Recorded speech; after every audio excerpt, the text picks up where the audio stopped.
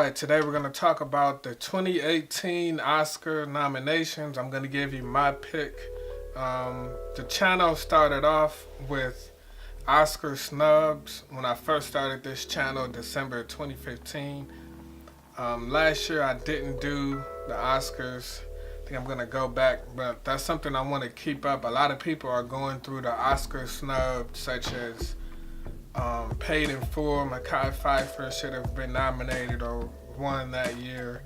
Denzel Washington and Malcolm X should have won that year.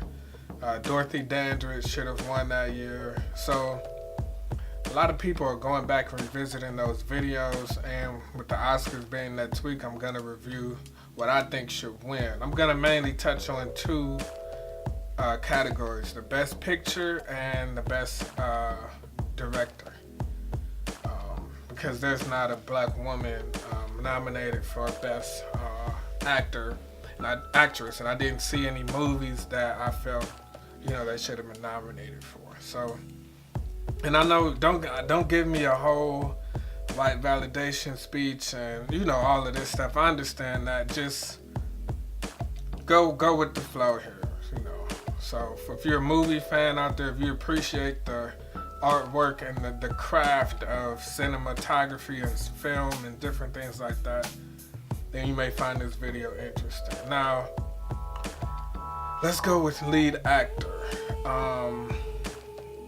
Daniel Day-Lewis, who is of course an excellent actor. You may have seen him in lots of movies. There Will Be Blood. It's a great film. The lead actor in Get Out, he played the boyfriend. Gary Oldman in Darkest Hour, and Denzel, of course. Now, I feel like this is gonna come down to Denzel and Gary Oldman. Daniel Day-Lewis, he did good, but his character, his character, he made clothes pretty much. So the movie is set in London. He already has an English accent, so he has that going already. But the character, it wasn't enough. Compared to now, it was good. I think it maybe deserves a nomination, but Daniel Day-Lewis, he did not.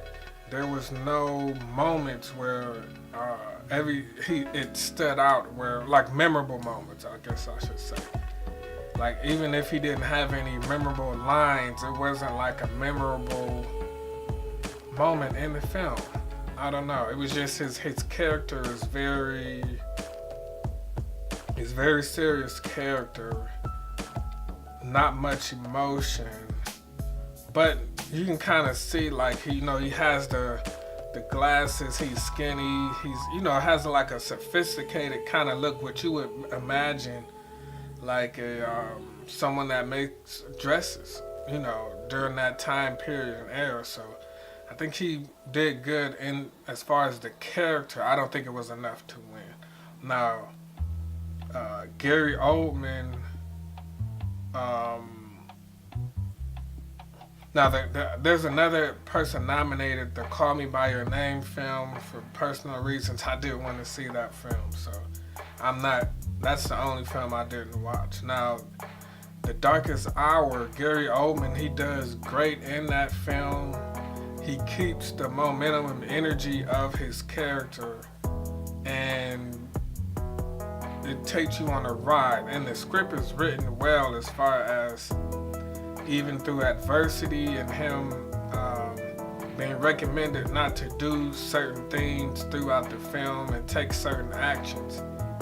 He keeps the same energy, which is, good, but I don't think there was enough range. And, maybe the film, it's a war film, so to speak. There's not any war scenes really in the film, but it's kind of like the behind the scenes of who makes the decisions, during war and different things like that. But I think he maybe did the best you can do with what he had. Let me say that.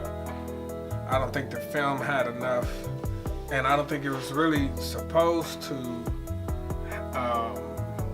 put you in the frame of, you know, this great actor. Even though the film was about him, it wasn't like an autobiography. It was like he's the lead person behind the scenes during the war that was trying to get things going, you know. So now Denzel, I think Denzel should win this. I think he's gonna win it. He has a great chance. His character he is playing it's not even a real character, which makes it very different than Gary Oldman or Daniel Day-Lewis. I don't know if Daniel Day-Lewis was based on a real person, but Daniel Day-Lewis and Gary Oldman's character, you can see like, okay, this is who Gary Oldman played. You know, the guy in the parliament that he was playing. You can look at old footage, you can read interviews, read books, you know what I mean, on the mannerisms, talk to people of that character. Daniel Day-Lewis character, you can look at, you know, the mannerisms, kind of stereotype, you know, people, okay, they're slim guys, glasses, they're not big extroverts, you know what I mean? The people, when you see measuring people and stuff with the tape around their neck. So that kind of gives you like a framework to work with. Denzel's character is, like I said, he doesn't have anything to really work with. And the fact that this character is completely new for Denzel, completely, you know, it's like I said when I reviewed the movie, it's not as smooth, alpha male, jazz playing, like it's not like, oh, this is a cool role, like it's kind of like the opposite of that. But the script of the film and Denzel's acting, he manages to make you feel bad for him, even when he makes a bad decision, which when you think is very difficult to do. Because our moral compass is, okay, for you to have some kind of relationship emotionally with an actor or actress, like that takes a skill to make them relatable. You know what I mean? Like you can relate to this person. Denzel's character, even though it's different as it was, of course I'm a black man, and you know, Denzel's character is fighting for inequality and different things like that. So obviously that's more relatable than Gary Oldman's character or Daniel Day-Lewis's character. But it's kind of, it touches you to the core as far as we all can relate, where, you know, we want to do the right thing. And essentially that's what Denzel's character is. And we know that doing the right thing does not pay the bills for the most part. And Denzel's character, you know, having the room, being overweight, his apartment being filled with, you know, his workspace, papers and different things like that. And him, you know, all the years and justice of him fighting and different things like that, he doesn't really have much to show for. So Denzel, like I said in the review, there's no shoe program and Pelican Bay moments, but like I said, the posture, the squinting, the stuttering, everything, it's like the very subtle moments. And that's why I think part of the movie, it didn't get great reviews, and it didn't, and that would probably be why it wouldn't win, was because it didn't get critically acclaimed. But there are, I think, like the Washington Post, there are some critics who said like this is there's a performance for the age, it's great performance. But he, there's no, like to the average viewer, they might miss it. But if you like appreciate acting, if you tried to act before, like if you know how difficult it is, you know, to do that, I think you'll appreciate Denzel. And then if you love Denzel, anyway, you know that he's a great actor, but it's just very refreshing. And I think Denzel, he took the biggest risk as far as trying to switch it up and different things like that with his role. So his range, staying consistent,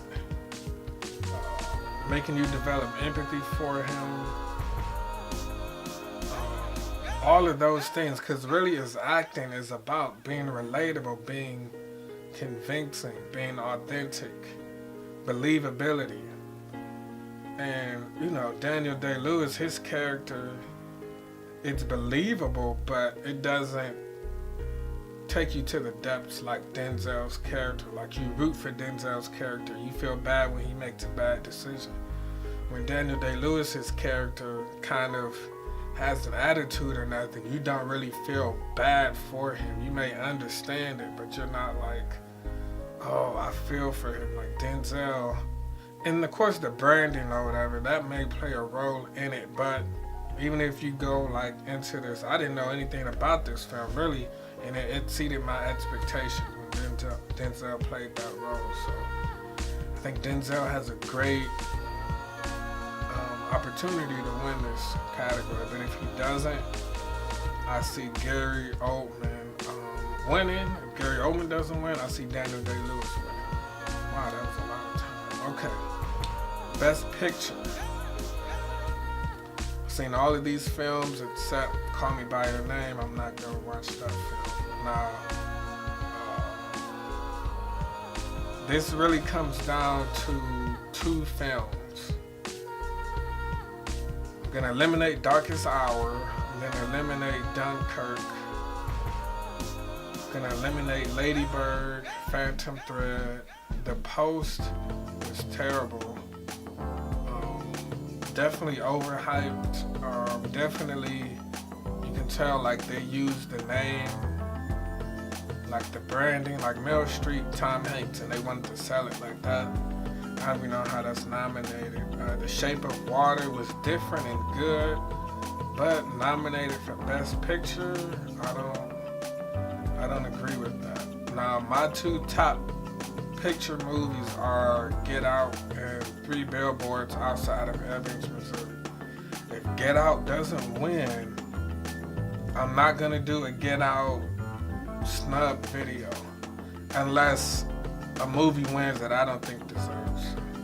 But if Three Billboards Outside of Ebbing, Missouri wins, then I can understand that, because that is a very excellent movie. It's original, social issues, relevant issues. Frances McDormand that's very, very excellent in that movie. She's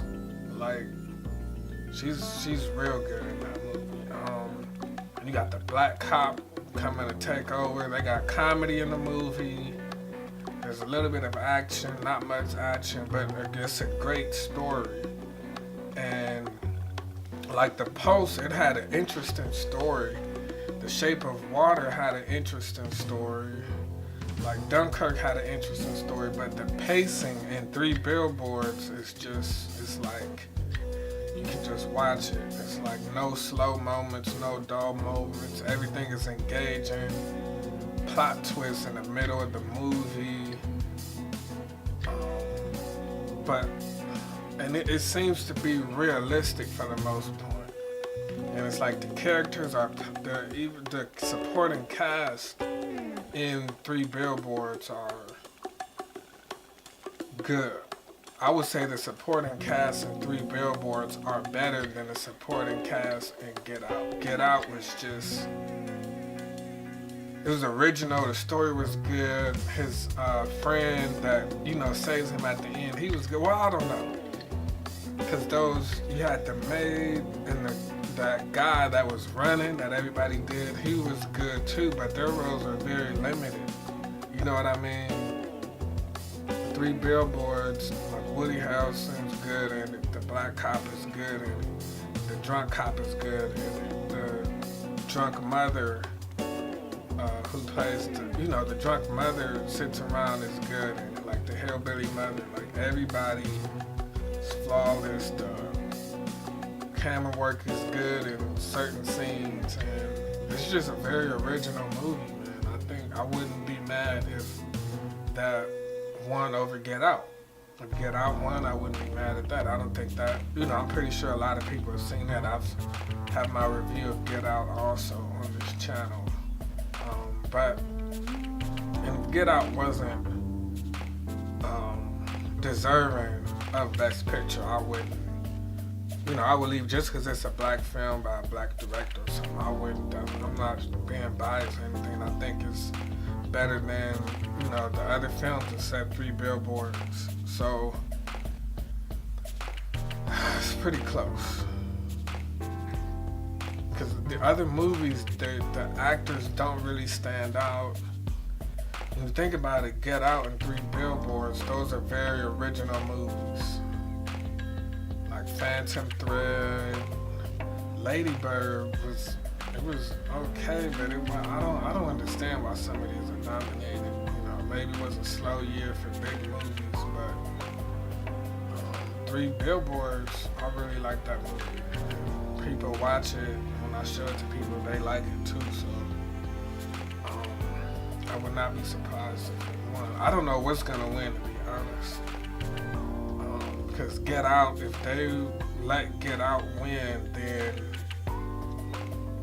I think that's definitely like a culture, a shift, so to speak. Not saying the stuff is gonna dramatically change, like black people start getting all the attention they deserve, but if that movie can win, I think he'll definitely be the first black director, I think, to get Best Picture.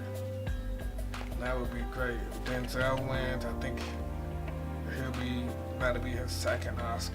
And, maybe they'll give him, and this is the thing about the best lead actor, Denzel, a lot of people are saying he should have got it for Fences. But this is Daniel Day-Lewis's last film. So this is they're either going to, we want to give it to Denzel because we didn't give it to him last year, or we want to give it to Daniel Day-Lewis because this is his last film. I don't know if he got any Oscars yet, Daniel Day-Lewis. So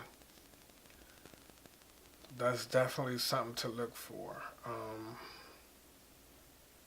But like I say, Best Actor, Denzel. Best Picture, Get Out, 3 Billboards, out of Ebbing, Missouri.